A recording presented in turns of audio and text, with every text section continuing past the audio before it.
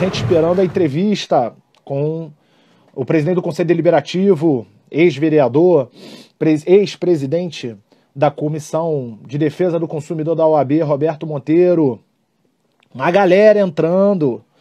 Já temos aí uma dezena de vascomunistas no ar para essa live que vai suscitar muitas polêmicas. A gente vai ter a conversa com um presidente de poder do clube, que é algo muito importante, alguém com histórico de militância em partidos e organizações de esquerda, né? Hoje do Partido dos Trabalhadores, mas foi do Partido Comunista do Brasil, que construiu a OAB, que construiu o CARG, né?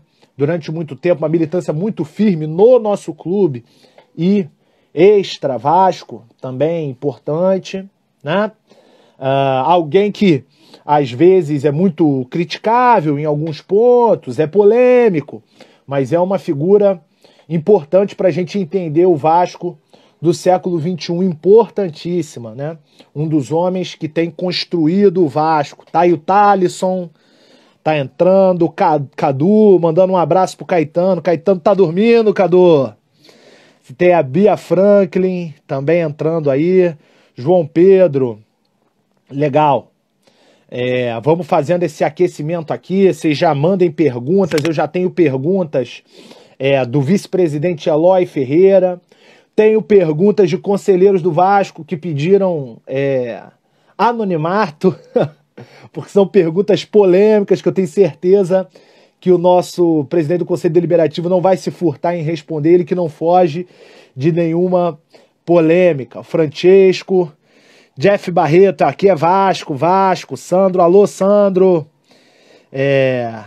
Beniacá entrou, Eduardo Beniacá, não sei, eu vi aqui de relance. Não sei se o Beniacá entrou. Beniacá entrou. Vocês me ouvem bem? Já temos quase 2 dúzias de vascomunistas aí online. Legal, bacana. Kleber também, Jesse. Bacana. Mandem as perguntas de vocês. A gente vai falar um pouco sobre a vida pré-política pré-política institucional dentro do Vasco, né? Porque desde o nascimento que a gente nasce já é política. Mas vamos falar dele como torcedor organizado, como liderança de torcida organizada, do histórico familiar dele de Vasco, né? Do Roberto Monteiro. Será que ele já entrou? Eu acho que não, né? Não são 7 horas ainda. São 6h52.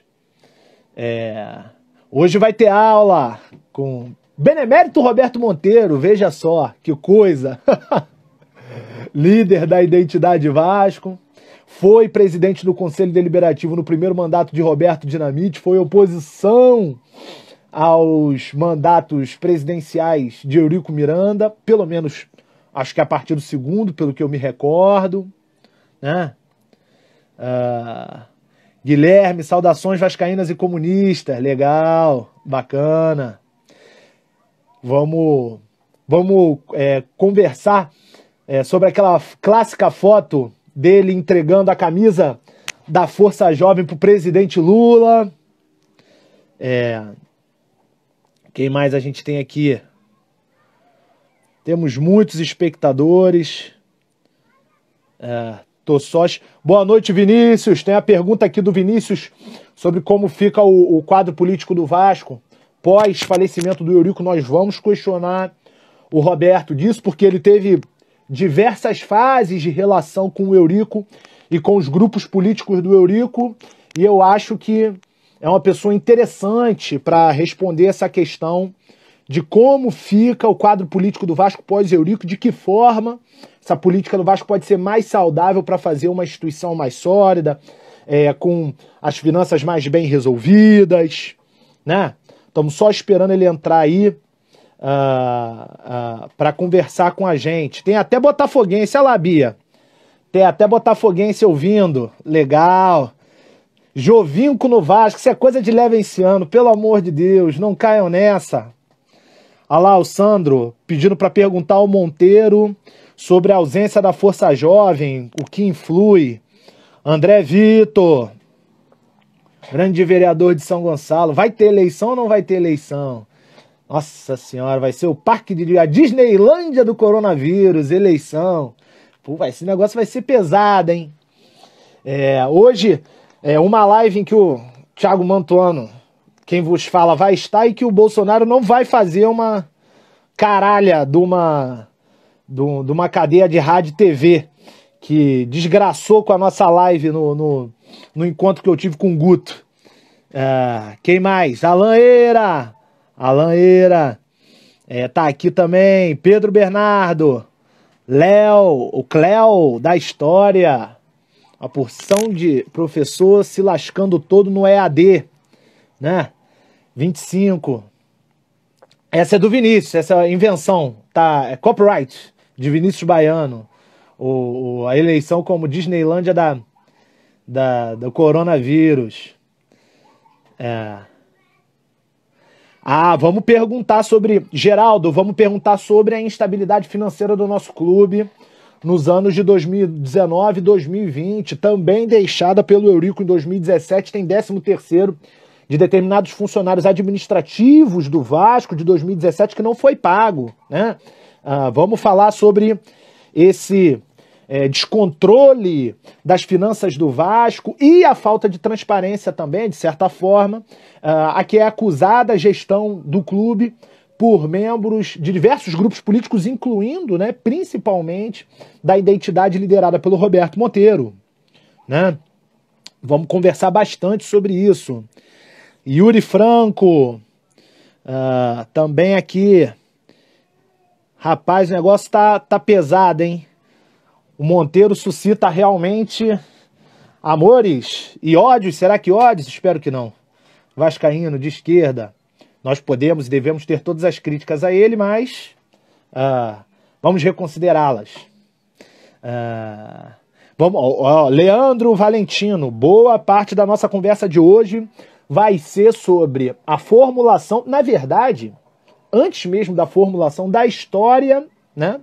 Tem chilena na live, da história dessa conquista que é a reforma estatutária do Vasco, cara. Porque nós estamos há 10 anos discutindo uma reforma estatutária do Vasco. Houve uma época em que não era consenso que o Vasco deveria ter uma reforma estatutária até a primeira década do século XX.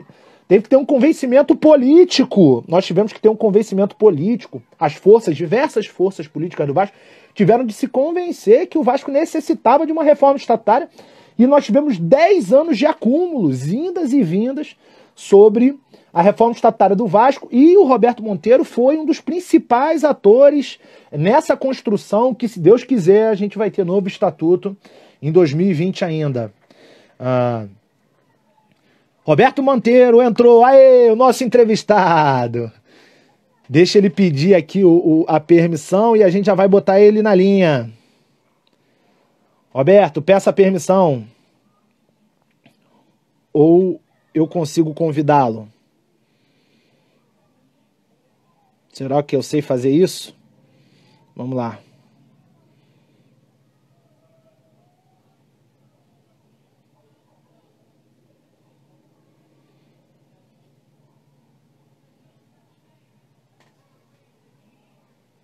Eu tô tentando...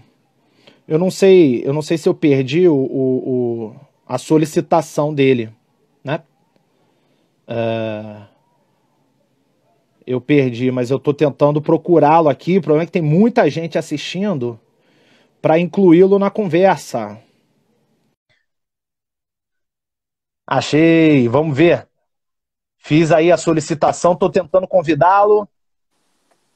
Boa noite, Roberto.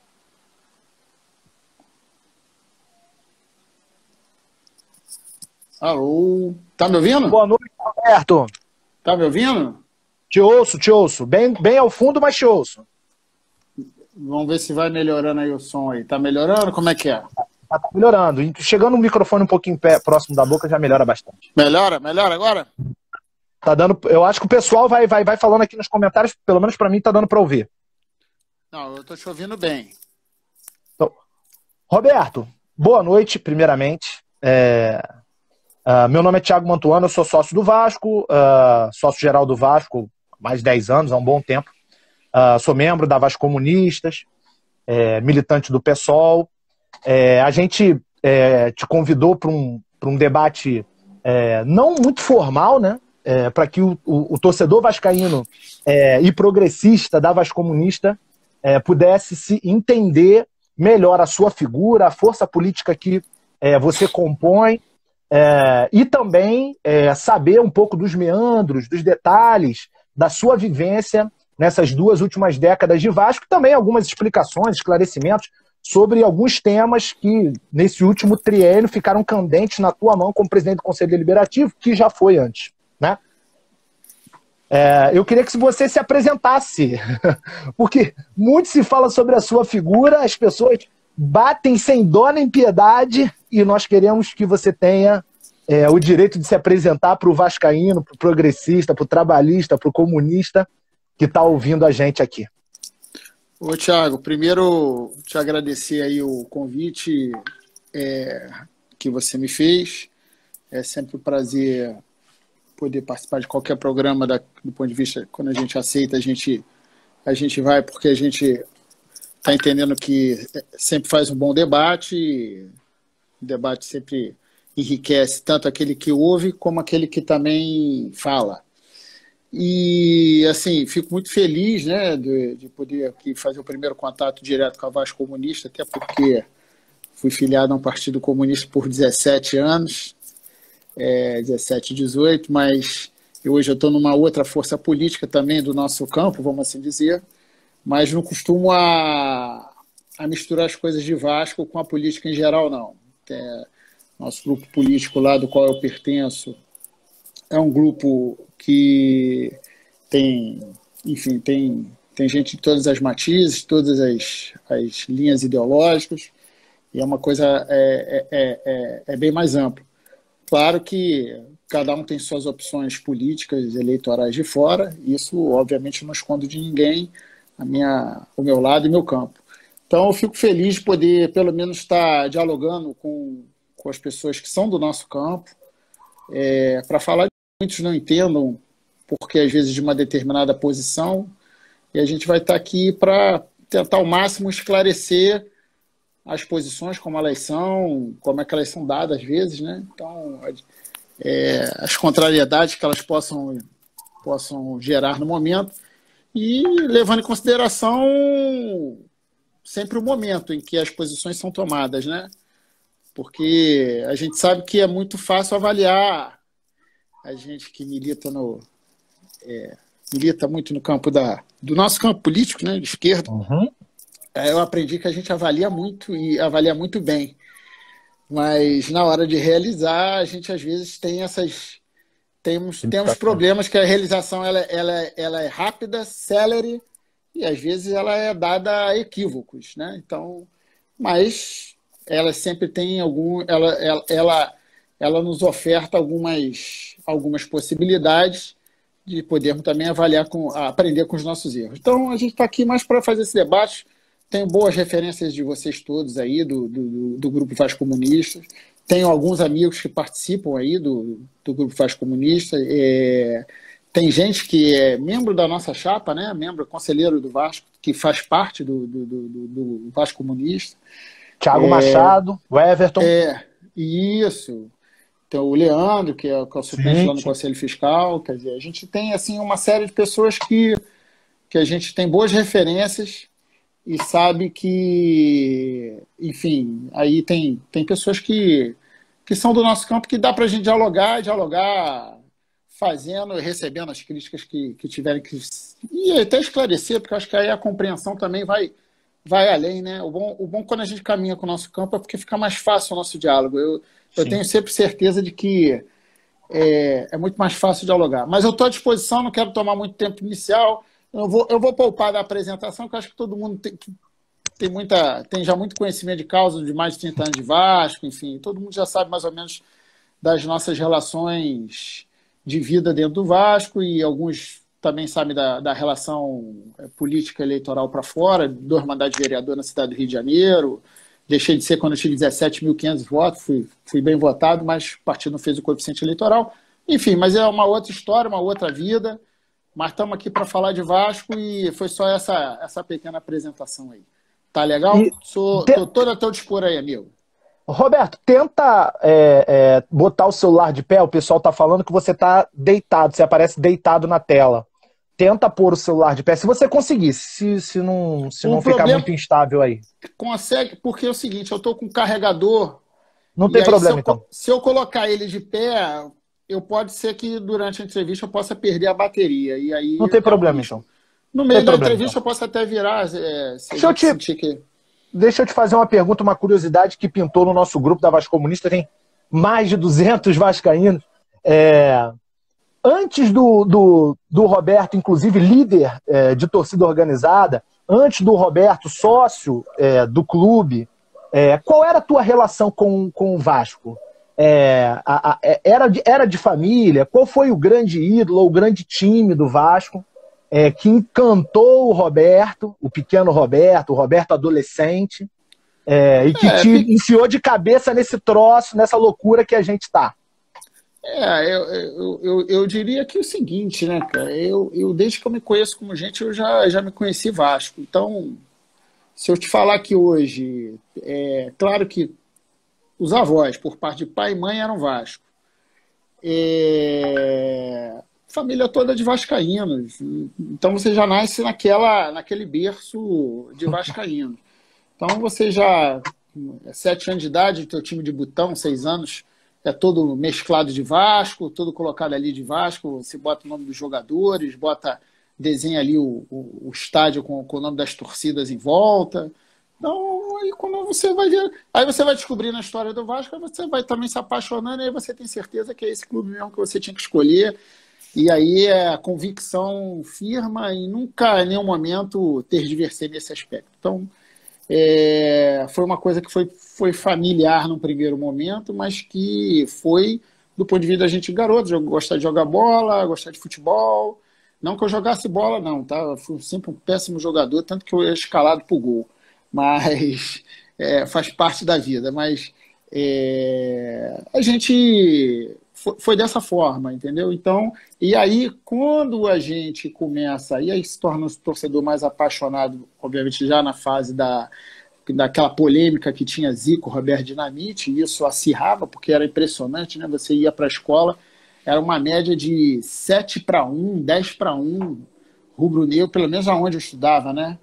Era uma média de 10-1, quer dizer, e raramente tinha um tricolor, um botafoguense, mas era tudo rubro-negro, e a gente fazia aquele combate já da resistência, né? A gente já fazia ali uma resistência, que era aquela grande polêmica Roberto Zico. Então, aquilo, em função da resistência, da encarnação, do momento que a gente vive, aquilo vai apaixonando e até de certa forma, vai te fanatizando. E aí, quando você vai ver, você já está indo para arquibancada, você está indo para São Januário com 14 anos, 13 anos, você começa a andar pelos estádios de futebol, e quando você vai ver, tu já tá militando, né? Então, foi dessa forma, Thiago, foi dessa forma. Roberto, tem muitas pessoas, o Sandro, o Cadu, que já estão entrando no chat aqui e perguntando sobre a tua relação com a Força Jovem, né? Qual a importância da torcida organizada na tua vida e se você sente falta da presença de uma grande torcida organizada com as características que a Força Jovem tinha nas arquibancadas de São Januário, do Maracanã. Vou ver se eu melhoro aqui para você aqui. Eu vou segurar aqui, vou tentar manter aqui. Só que aí eu vou ter que mas não tem problema ficar um pouco instável, não. Não tem. Não, tento que manter, porque aí fica uma coisa uniforme até mesmo. Legal. Então, a relação com a Força se dá mais a isso, né? Que é a porta de entrada de todo. No meu tempo, né? Era uma porta de entrada do próprio torcedor, né? Então, assim, da minha época, então já tinha colegas da sala de aula que frequentavam torcida organizada, então tem uma influência. Aí você, 14 anos, está numa idade de... Que é isso, né? Você... um amigo chamou para uma festa, mas você prefere ir para o jogo de futebol. Essa é a realidade. Coisa que acho que muita gente passou e passa, né? Arranja a briga com a namorada, eu já arranjei uma opção. É isso. E você veja só, você não fica nem tão focado muito nesse aspecto da namorada. Você delimita, né? Tem jogo do Vasco no dia de. Pelo menos eu era assim. Eu não ia, ou só quando acabava o jogo que eu ia para casa do namorado. Então era todo um cotidiano a esse respeito. Mas isso foi uma porta de entrada. Fiz muitos amigos até hoje que eu tenho, são provenientes da arquibancada. Conheci gente hoje de muito sucesso a outros tipos de insucesso da vida, mas o bacana, principalmente do Vasco, né, pelo menos é uma peculiaridade do Vasco, você lida com todos os segmentos sociais, né, desde a classe mais alta até a classe mais baixa, então todos ali estão nivelados pelo mesmo objetivo que é o Vasco. Então não tem o rico, o pobre, o cara está ali, está na mesma torcida que você, ninguém ali naquele momento está pensando como é que te ofende ou como é que te rebaixa, porque está todo mundo torcendo pelas mesmas cores, né? E o caráter familiar desse clube, né? O Vasco tem essa peculiaridade que é um caráter familiar muito forte, as famílias se encontram. Não à toa a Força Jovem acaba se dividindo em famílias, porque antes da Força Jovem existir, o Vasco já era um clube extremamente familiar, né? Tem essa peculiaridade até hoje. É muito da colônia. Esse enraizamento até hoje, né? Você vê que o quadro social do Vasco, se você pegar hoje, é muito do filho, o filho recebe o título do pai, é muito legal isso, né? É bacana. É uma cultura ainda que existe, cultura nossa, nós não podemos negar essa nossa realidade, né? E o que eu acho bacana,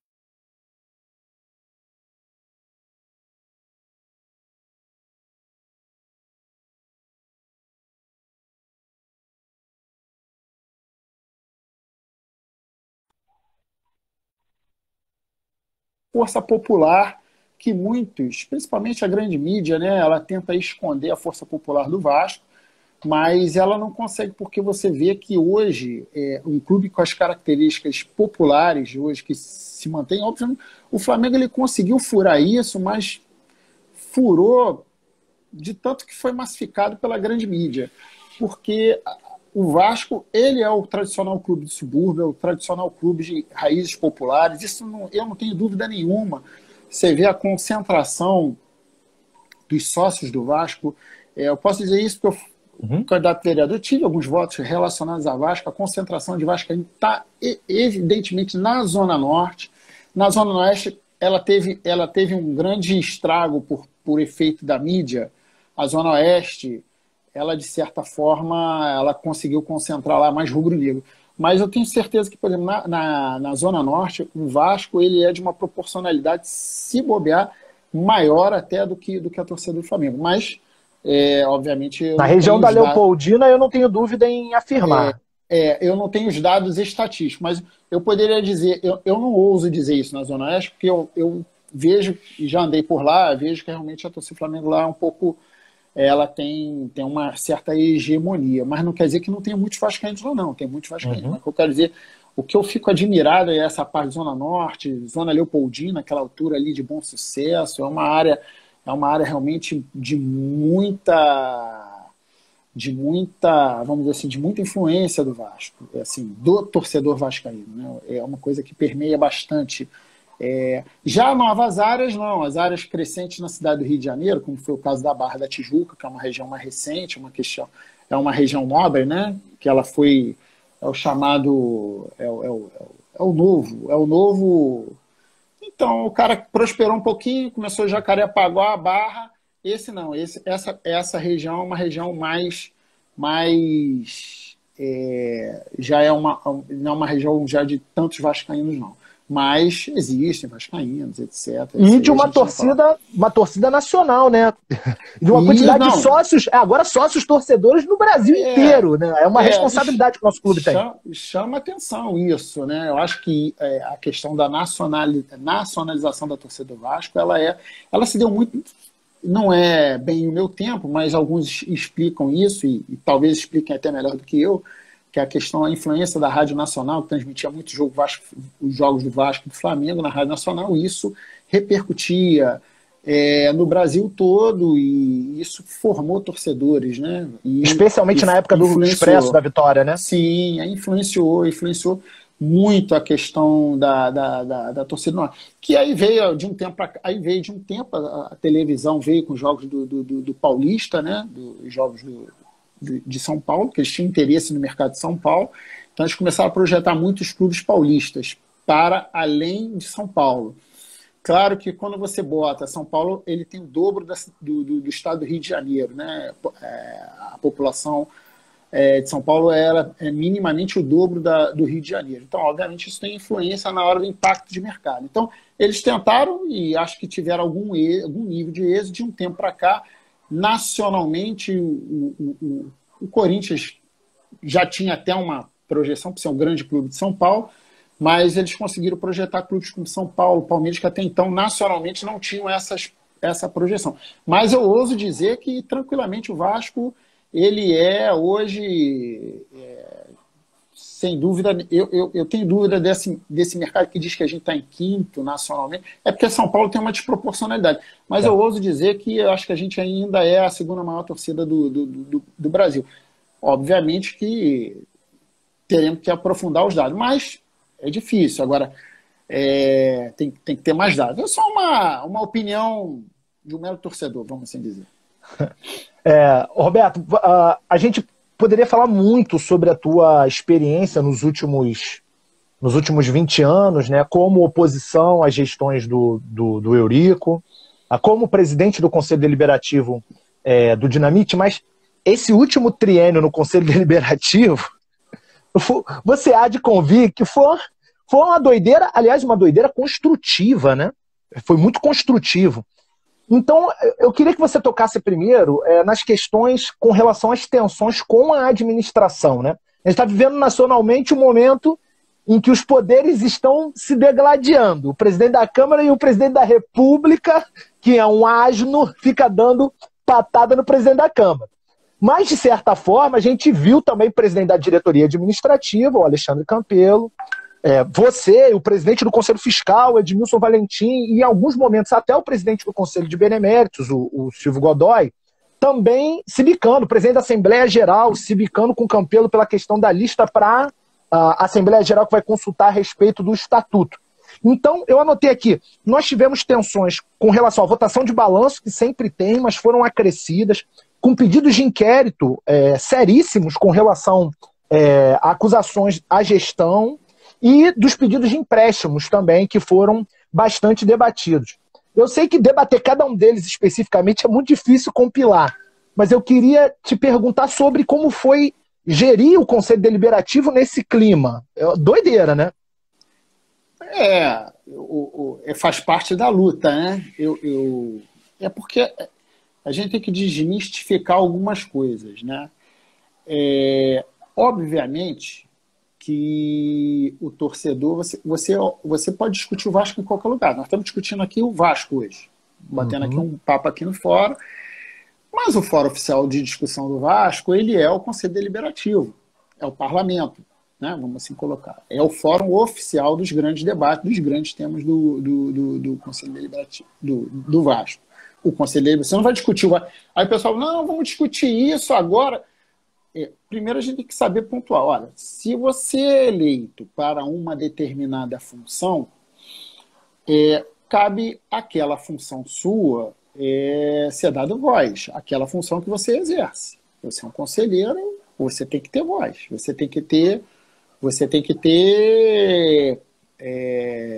um local para falar, porque senão você não está lá só para referendar aquilo que é feito. Acabou esse momento. Esse momento ele não pode existir. Então, o Conselho Deliberativo ele pegou polêmica porque, e aí uma série de históricos, a gente pode aprofundar aqui nos históricos, não há problema nenhum, mas eu vou demarcar o seguinte, por que que ele é tão polêmico? Primeiro, há uma ausência significativa de das pessoas quererem entender o processo interno do clube. Há uma ausência. As pessoas olham o clube pelo futebol. Ora, se o campo ele vai bem, aqui não tem que falar, aqui não tem que... Normal, o torcedor é isso mesmo. Elas não entendem que ao final do mês tem uma conta para pagar, ao final de 3 anos tem uma avaliação daquela gestão, se vai ter reeleição, se não vai ter, se vai ter sucessão pela gestão ou não, feita pelas pessoas que convivem politicamente o clube. Essa é uma verdade. Querendo ou não, principalmente a juventude, de um tempo para cá, ela está muito arredia aos debates, né? Ela tem uma dificuldade, uma deficiência de debate muito grande. Ela tá pelas marcas, né? Porque passou a ser referência só aquela questão da manchete, não se aprofunda, não... Enfim, esse é um problema da nossa sociedade como um todo. E de lidar com os acúmulos dos debates anteriores, né? De querer se aprofundar com o que já foi debatido. Sim, claro. E aí ela acha... Então, é como se fosse o debate raso. A todo momento as pessoas querem fazer debate raso. Obviamente eu não me presto a fazer debate raso, os debates rasos. Quero fazer um bom debate também com quem queira fazer o debate. O cara quer fazer só posição é uma coisa. Agora, por que eu estou falando isso? Porque o processo eleitoral ele ficou confuso, a gente sabe disso.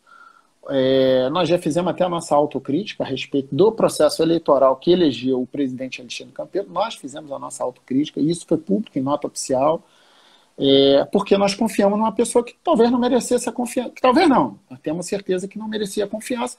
E isso foi dado, o zero e viseiro das traições, né? Tanto que ganhou e reafirma a alcunha de Calabar. Estou falando isso aqui. Grande benemérito Otávio Gomes.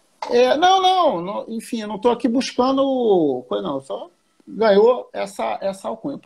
E não Calabar, se a gente pesquisar, ele tem 2 lados da moeda, traiu uns e não traiu outros. Foi leal, enfim, ele traiu a coroa de Portugal, mas para os holandeses ele foi um herói. Aí vai do ponto de vista. Então, não é nenhum dado pejorativo, é pejorativo quem recebe, né? Que, se eu disser que o cara é traíra, traíra, é uma forma. E esse processo foi um processo que começou já desde que houve a eleição, porque as pessoas confundem o que o torcedor apoiou na última eleição, e volto a frisar, uma junção de forças. Ninguém ganhava uma eleição sem junção de forças. Concordo. Então, a gente primeiro tem que estabelecer, porque o torcedor, não, nós votamos num, mas deu outro. Não, ele votou numa junção de forças. Por quê?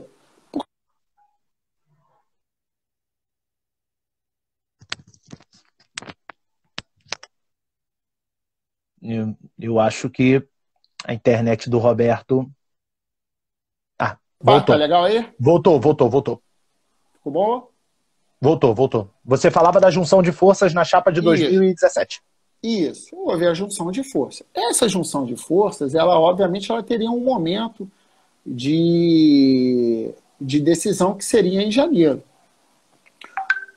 O que aconteceu de novembro até janeiro é dentro daquele momento que a gente tem que avaliar. Nós tínhamos toda uma junção em função de um projeto.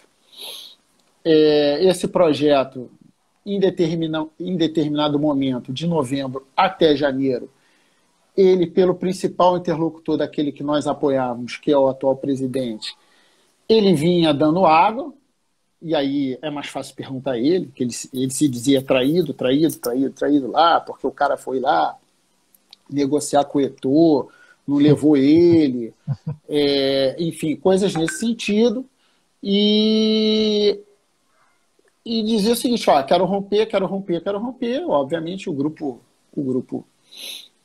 fez uma avaliação antes, entendendo que estava havendo um rompimento, e ele era o nosso nome na chapa, e a gente se solidarizou com a decisão dele, que era de rompimento. E, obviamente, todo o grupo apoiou essa decisão, que depois a gente até avaliou que foi um erro, porque ele já projetava fazer essa traição. Enfim, coisas da vida, mas coisas da vida.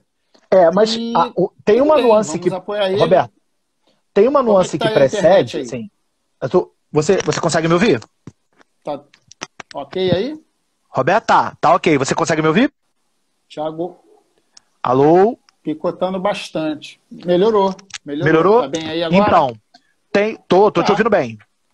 Tem uma nuance aí que, é claro que dá pra gente pressentir que talvez o Campelo tivesse a pulsão de continuar rompendo com seus aliados. Mas uma coisa é fato, e isso eu observei em grupos de pessoas que estavam no comando da campanha da Sempre Vasco. O tratavam, a partir do momento que a justiça conseguiu deferir os pedidos da oposição, tratavam o Campelo e de determinada forma também os quadros da Identidade Vasco como rainhas da Inglaterra. Era assim que a Sempre Vasco tratava o Campelo, que era o quadro a ser posto à frente, por parte da Frente Vasco Livre, né, que incluía a Identi Vasco, e essas outras forças tratavam como rainha da Inglaterra. É claro que a conduta dele depois, aí a gente pode avaliar, mas é fato que a Sempre Vasco também secundarizou no processo de decisão os atores políticos que não formavam a chapa original, ou não? Ou eu estou enganado? Thiago, eu acho que sim, porque o acúmulo, que foi um acúmulo de grupo, foi nesse sentido em função daquele momento, porque esse sentimento foi um sentimento que permeou, contagiou todo o grupo político, todos aqueles conselheiros, 54 conselheiros, que fizeram uma opção de rompimento. Um rompimento antes mesmo da votação em janeiro. Então, por que eu estou te falando isso?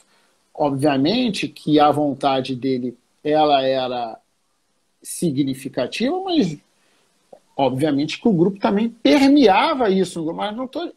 É importante aqui dizer que uma coisa não é transferir algumas responsabilidades. Não é transferir a responsabilidade. Cada um tem a sua responsabilidade no processo. O importante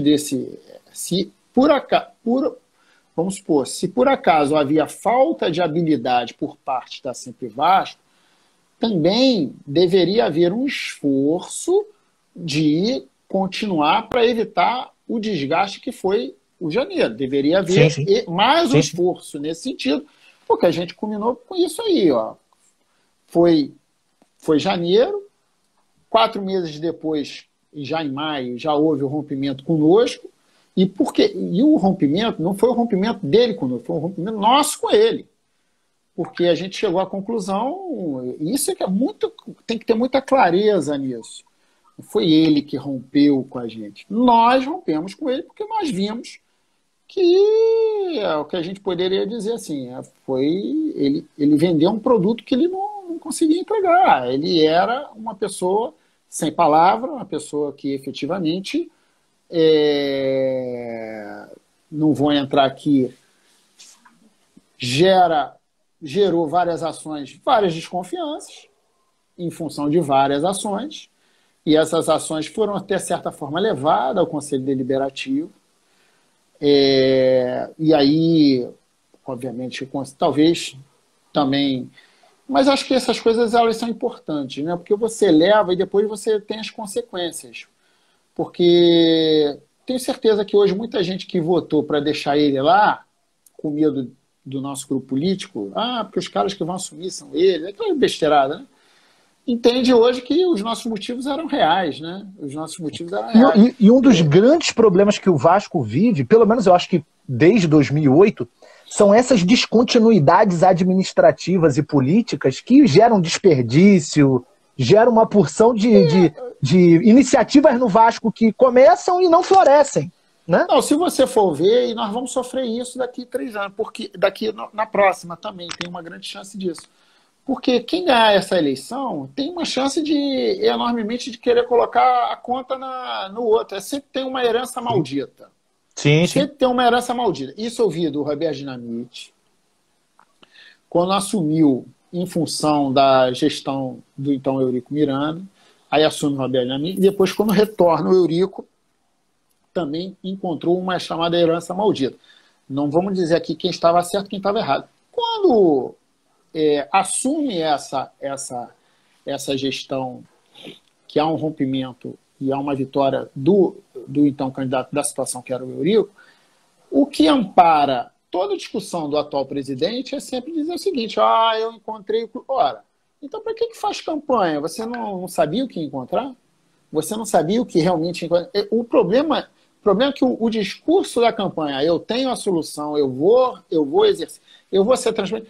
Quando chega e ganha, é totalmente diferente. Então, essa experiência, eu acho que isso deve servir de lição e abrir os olhos do sócio, principalmente do sócio do Vasco que vai votar, que fica às vezes ansioso, na expectativa de um salvador da pátria, de um grande projeto que vai salvar o Vasco em 3 anos.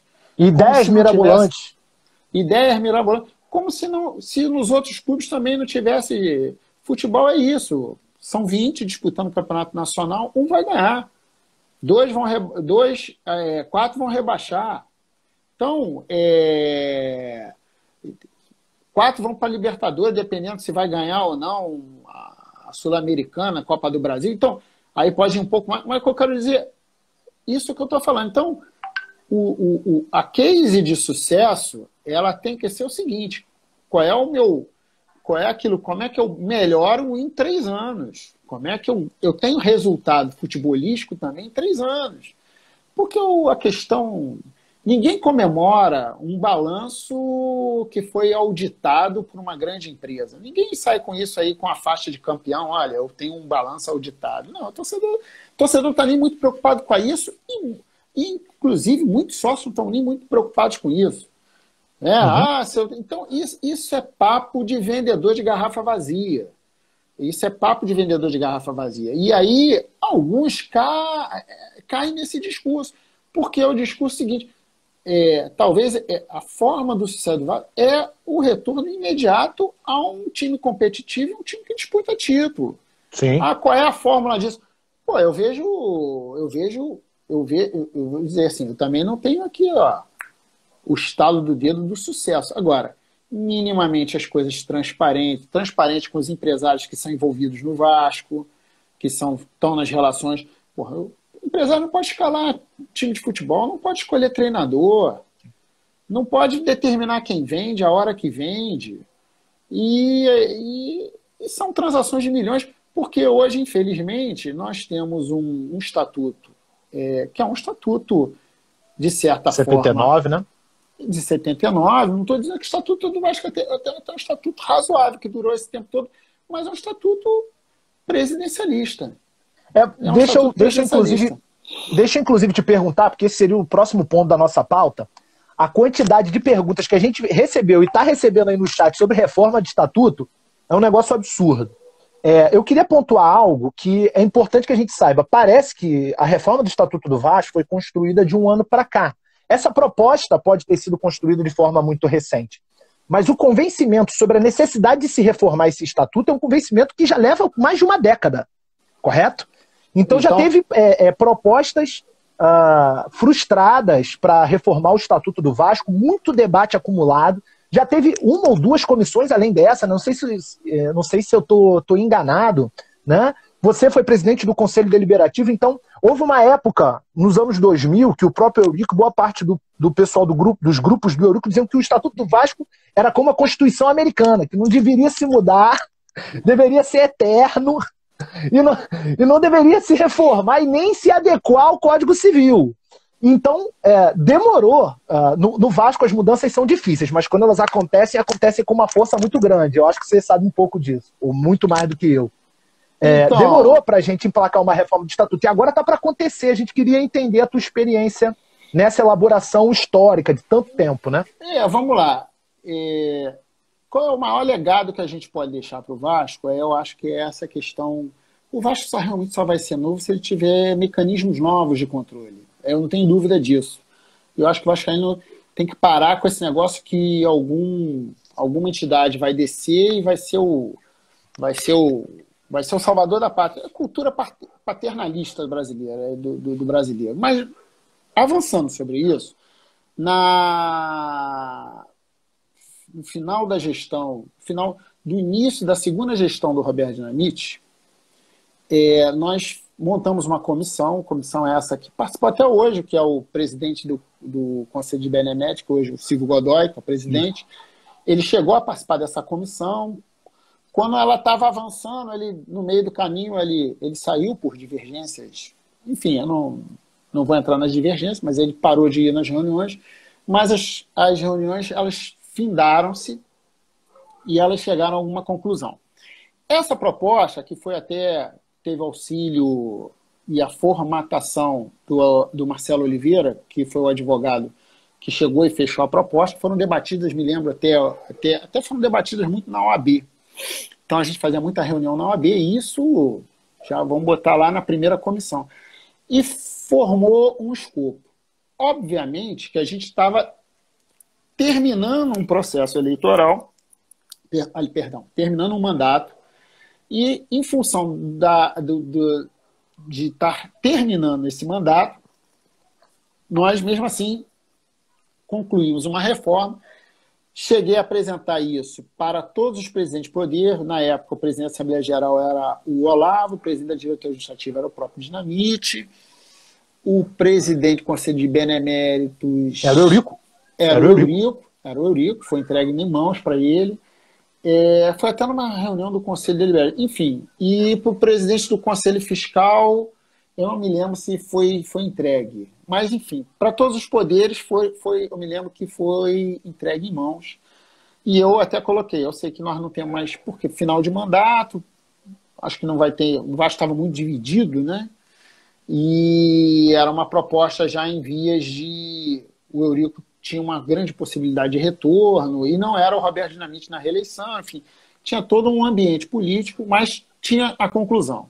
Pois bem, isso ficou lá para o grupo do Eurico, tá? O grupo do Eurico fez só a alteração necessária depois que eles ganharam a eleição, fizeram lá as alterações legais, retomamos o mandato. Logo no início desse mandato, nós retomamos essa discussão do Estatuto, já com a base naquela reforma feita, que já tinha previsibilidade, eleição direta. Aí existia muita polêmica, realmente tem essa questão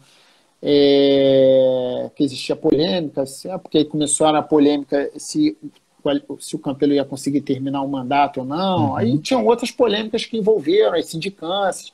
E a agenda política do Vasco foi se assoberbando de outros assuntos. Mas a comissão não deixou de... Ela ficou morna, mas ela volta com o intuito de terminar. No final do ano passado, isso é importante a gente esclarecer aqui, que é importante. A gente vê que tem alguma dificuldade, começa a perceber a dificuldade, porque eu aprendi uma coisa, né? Quanto à maioria, não adianta a gente querer forçar a maioria que determina o processo. Se você não tem maioria, né, então não adianta.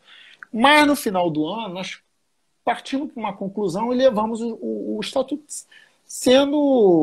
nós estávamos assim, sem muita expectativa de que pudesse ir avançar. Conjuntamente com a reforma do Estatuto, eu levo a proposta da eleição direta. Boto ela no edital e boto a questão da eleição direta. Essa questão da eleição direta ela foi colocada, de certa forma, por uma única vontade minha, né? Porque eu faço a pauta, e eu fiz a pauta somente com a eleição direta, porque eu tinha uma brecha estatutária de que, em se tratando de alteração, nós poderíamos fazer sem a necessidade dos 2/3 do Conselho Deliberativo, apenas por maioria simples, e boto a questão da alteração estatutária e da reforma estatutária no mesmo ponto, mas só que uma na frente da outra. Tem, de certa forma, provocativo o debate, né? Mas aquilo ali foi para que a gente minimamente garantisse as eleições diretas. Foi que a gente minimamente garantisse as eleições diretas. E aí a gente faz isso. E, para minha surpresa, o Conselho Deliberativo recepcionou as eleições diretas. Primeiro, eles tentaram, através das forças da situação, tentaram brecar isso na justiça, tanto que tentaram não dar o quórum para a reunião, enfim, eu não vou entrar nos detalhes, nos movimentos, mas tentaram não dar o quórum, forçamos a mão, dissemos que ia ter da mesma forma, aprovamos a questão da direta. E, para minha surpresa, houve um consenso. Após essa aprovação, inclusive partiu do próprio presidente da Assembleia Geral, o Mussa, que disse que não, vamos dar mais um tempo para ver se a gente consegue avançar o estatuto. Eu até falei, olha, eu acho que não avança, isso final de dezembro. Mas a gente pode fazer um esforço. Eu estava até cético. Eu falei, cara, mas vamos trabalhar dezembro e janeiro, reunir comissão, para acertar os temas polêmicos, né? Fazer um esforço, vamos fazer um esforço, perder tempo se o pessoal não quer politicamente aprovar. Então, se não quer aprovar, mas, de certa forma, com contestação ou sem contestação, como é que é? Aí um determinado grupo que era a favor já passou a ser contra, outro que era a favor deixou de ser contra, porque aí começaram a ver que tem esse interesse meu que não vai ser atendido. Resultado, nós conseguimos um denominador comum, chegamos a uma proposta de muito bom consenso, mais ou menos as 10 pessoas que estão votando contra tudo, que esses caras estão votando contra tudo porque eles têm uma leitura que, em tese, eles começaram a formular o seguinte: eu vou votar contra porque esse conselho não é legítimo. Ora, se esse conselho não é legítimo, o cara está fazendo o que lá, né? Ele tinha que pedir a renúncia. Se ele não é legítimo, o cara está no algo que não é legítimo, ele está participando, porque então, aí... Deveria renunciar. Deveria renunciar. Se não é legítimo... enfim, deixa eu te fazer uma questão. Mas pode fazer, que eu vou falando. Deixa eu te fazer uma... Mas pode duas questões. A gente, só para registrar, com 1 hora de live no Instagram, o Instagram ele derruba e a gente volta, ok? Só para registrar. Daqui 10 minutinhos isso vai acontecer. Okay, agora, uma pergunta posta por vários vascaínos, sócios estatutários, inclusive. Um deles foi o Eloy, sobre a transição da categoria social de sócio geral para sócio proprietário e a fixação em um salário mínimo da joia em estatuto. Como isso fica? O nosso primeiro vice-presidente, Eloy Ferreira, um vascomunista também, encaminhou essa pergunta junto com outros camaradas. Agora uma pergunta mais crítica, Roberto, que eu tenho reparado, eu estou em muitos grupos de Vasco, até alguns lamentáveis, com uma porção de bolsominion, e uma das críticas à condução do processo, uma crítica de método e uma crítica de mérito, né? Uma crítica de método é que muitos conselheiros do Vasco fazem, alguns mais próximos da Sempre Vasco, que a comissão ela não era representativa do que era o conselho e as forças políticas do Vasco. O que essas pessoas dizem é que carecia representatividade nessa comissão. Que teve o Denis, teve o Leão, se eu não me engano, o Bruno, você, o Luiz, né? Essas pessoas dizem que ficou muito na mão da identidade dos grupos ligados ao Eurico. Essa é a primeira crítica. A segunda crítica é com relação ao excesso de concentração de poderes na mão do presidente do Conselho Deliberativo, que provavelmente, ou muito provavelmente, os próximos não serão você, qualquer outro presidente do Conselho Deliberativo, inclusive para convocação de reuniões extraordinárias do Conselho Deliberativo. São essas duas críticas que os caras fazem. Então, acho que esses 3 pontos são muito sensíveis, né? Sobre as categorias sociais, sobre o ingresso, isso também inclui a dispensa de subscritor, né, de sócio para abonar. Essa é uma pergunta, uma questão, um esclarecimento importante que alguns, o Eloy, inclusive, pede para que você faça para os nossos camaradas vascomunistas.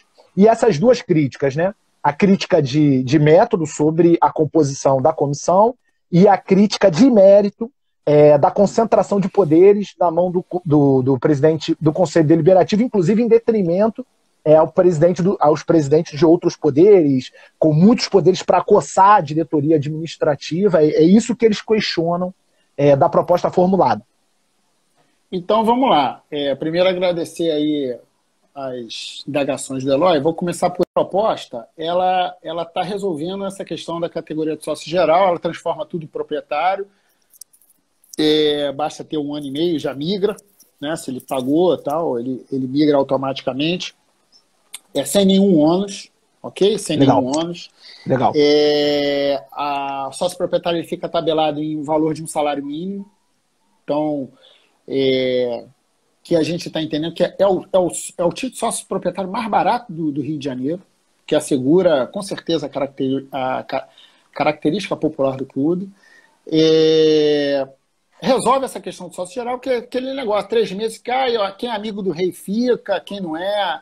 Tem que resolver essas coisas institucionalmente, independente de quem esteja lá, né? Mas isso foi um tema de grande... que muita gente faz um discurso para fora, mas lá na prática é outra coisa. Então, nós resolvemos isso e resolvemos bem. Resolvemos que isso tinha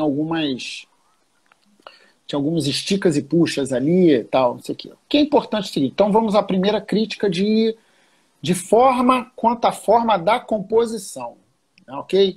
Então vamos lá, a forma da composição a gente tem que ser muito, muito tranquilo.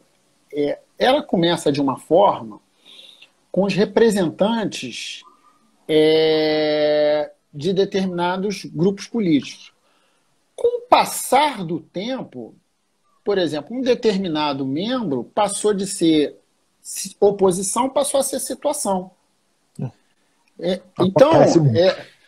Então isso foi uma característica do processo, né? Não é isso é importante a gente ter, que isso foi uma característica, não foi uma montagem. E o mais importante é o seguinte, nós abrimos um processo de emendas. Primeiro, emenda dos sócios. Muitos sócios fizeram emendas a respeito do estatuto. Depois fizemos as emendas pelos conselheiros, que representam, ruim de tudo, os sócios que lá votaram numa chapa. 80% das emendas foram absorvidas. Porque elas talvez não... Muita gente não sabe nem formular uma emenda, mas o seu conteúdo... Por exemplo, vamos dizer assim, eu sou a favor da eleição direta. Então, eleição direta está no estatuto. Eu sou a favor da diminuição da joia. Está dentro do estatuto. Então, eu ouso dizer que mais de 80% foi colocada dentro do nosso estatuto. Foi uma proposta muito modulada, né? Houve modulação de tudo quanto é lado, né?